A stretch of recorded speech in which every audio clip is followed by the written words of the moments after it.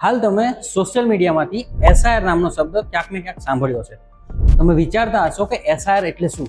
તો એસઆઈઆર એટલે કે મતદાર સુધારણા યાદી છે અત્યારે, જે હાલ હમણાં ગુજરાતમાં પણ લાગુ કરવામાં આવી છે અને એના અંતર્ગત તમારા ઘરમાં આવું એક ફોર્મ આવ્યો છે અને ના આવ્યું હોય તો થોડા સમયમાં તમારા ઘરે આવી શકે છે। તો તમને સૌથી મોટો સવાલ એ થશે કે આ ફોર્મ કેવી રીતે ભરવું અને આ ફોર્મ ના ભરીએ તો શું થઈ શકે।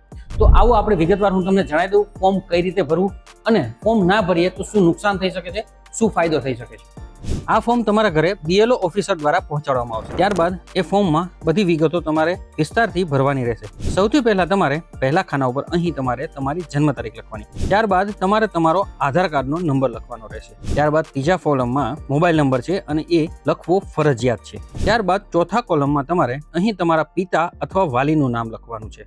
ત્યારબાદ પિતા અથવા વાલીનું જેમનું પણ તમે નામ લખ્યું હોય તેમનો ચૂંટણી કાર્ડ નંબર 5મા નંબરના કોલમમાં લખવાનો છે। ત્યારબાદ 6ઠ્ઠા નંબરના કોલમમાં તમારે તમારી માતાનું નામ લખવાનું છે અને ત્યારબાદ તેના નીચેના કોલમમાં માતાનું ચૂંટણી કાર્ડનો નંબર લખવાનો છે। 8મા નંબરના કોલમમાં જો તમે વિવાહિત હો તો પતિ અથવા પત્નીનું નામ લખવાનું રહેશે। ત્યારબાદ નીચેના કોલમમાં પતિ અથવા પત્નીના ચૂંટણી કાર્ડનો નંબર લખવાનો રહેશે। આ હતી તમારી અને તમારા માતા પિતાની વિગતો। ત્યારબાદ નીચે તમારી એસઆઈઆરની મતદાર યાદીનું નામ લખવાનું રહેશે અને ખાસ તે 2002ની મતદાર યાદી મુજબ હોવું જોઈએ।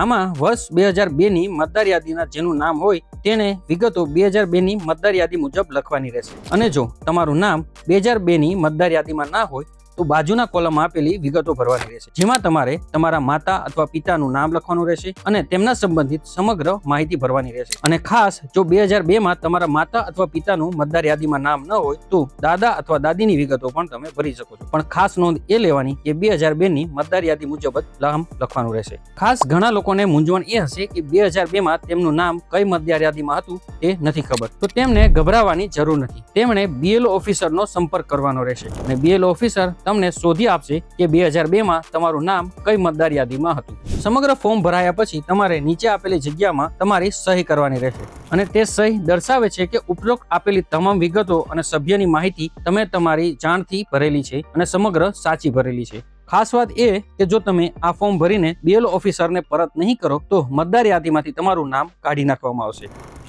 તો આ હતી સમગ્ર માહિતી કે ફોર્મ કઈ રીતે ભરવાનું।